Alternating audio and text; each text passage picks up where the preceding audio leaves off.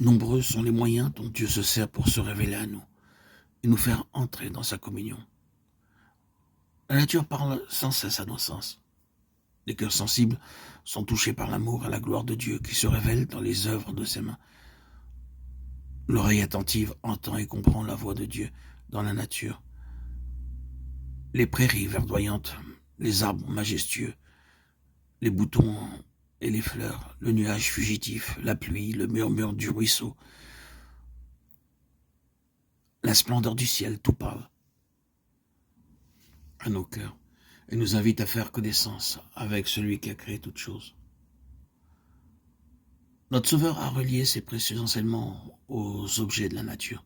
Les arbres, les oiseaux, les fleurs de la vallée, les montagnes, les lacs, la voûte azurée, aussi bien que les incidents de la vie quotidienne ont été utilisés par le Seigneur pour nous enseigner la vérité et nous rappeler constamment ses enseignements, même au milieu des tracas de la vie.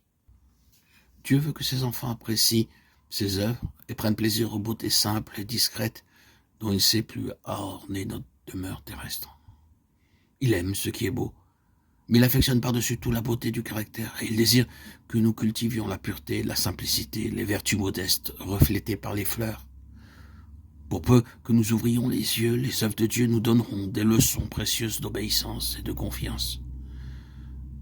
Depuis les étoiles qui suivent de siècle en siècle dans l'espace infini leur sentier invisible jusqu'à l'atome imperceptible, la nature obéit à la volonté du Créateur. Et Dieu prend soin de tout ce qu'il a créé. Celui qui soutient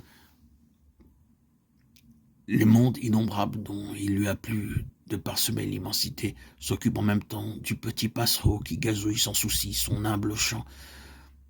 Quand les hommes se rendent à leur travail quotidien, quand ils prient, quand ils se couchent le soir et quand ils se lèvent le matin, quand le riche donne des festins dans son palais, ou quand le pauvre rassemble sa famille autour de son frugal repas, toujours et partout, notre Père Céleste veille avec tendresse sur ses créatures. Il ne coule pas de larmes qui échappent à son regard, il n'est pas de sourire qu'il ne remarque. Si nous voulions croire en lui que d'angoisses inutiles pourraient nous être épargnées, notre vie ne serait pas une suite de désappointements. Toute chose, grande ou petite, serait remise entre les mains de celui qu'aucune multiplicité d'occupations ne tracasse et que n'accable aucun fardeau.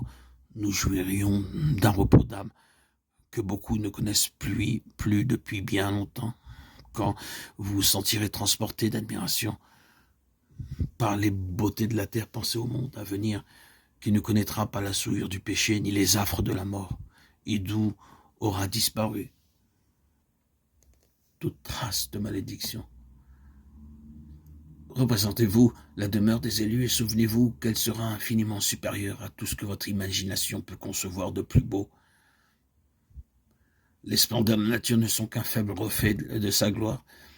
Il est écrit, ce sont des choses que l'œil n'a point vues, que l'oreille n'a point entendues et qui ne sont point montées au cœur de l'homme, des choses que Dieu a préparées pour ceux qui l'aiment.